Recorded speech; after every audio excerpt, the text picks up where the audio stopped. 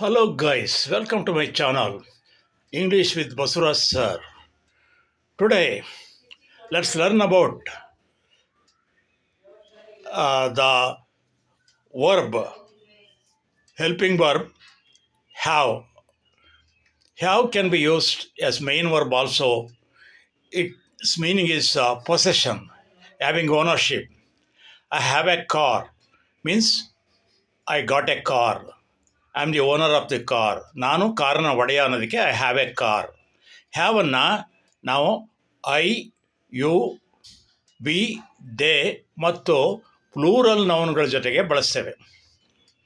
ಅಂದರೆ I have a dog, you have a dog, we have a dog, they have a dog ಅಂತ ಹೇಳ್ತೇವೆ.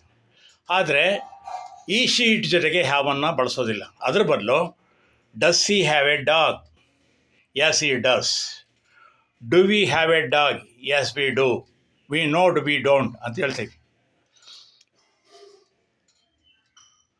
ಹ್ಯಾವನ್ನು ನಾವು ownership ಬಳಸೋದಲ್ಲದೆ ಅದನ್ನು ನಾವು ಆಕ್ಸಿಲರಿ ವರ್ಬ್ ಆಗೂ ಕೂಡ ಬಳಸ್ತೇವೆ.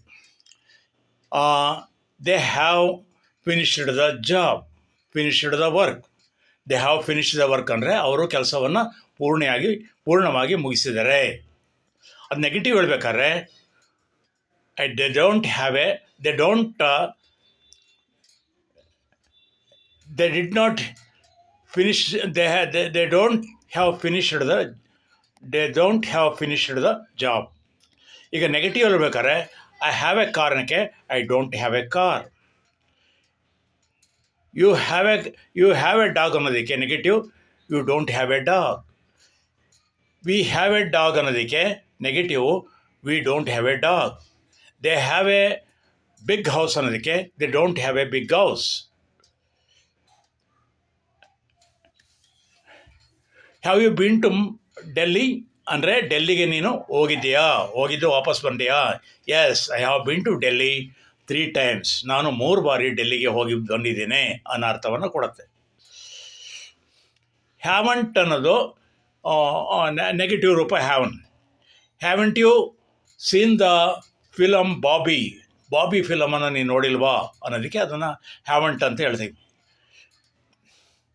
Haven't you visited the zoo, ನೀನು ಝೂಗೆ ವಿಸಿಟ್ ಮಾಡಿಲ್ವ ಅನ್ನೋದಕ್ಕೆ ಹ್ಯಾವಂಟ್ ಅಂತ ಹೇಳ್ತೀವಿ. Haven't you visit the zoo ಅಂದರೆ ಝೂಗೆ ವಿಸಿಟ್ ಮಾಡಿಲ್ಲ ಅನ್ನೋ ಅರ್ಥವನ್ನು ಕೊಡುತ್ತೆ. ನೋಡಿದ್ರೆ ಸ್ನೇಹಿತರೆ, ಹೀಗೆ ನಾವು ಹ್ಯಾವನ್ನು ಬಳಸ್ತೀವಿ.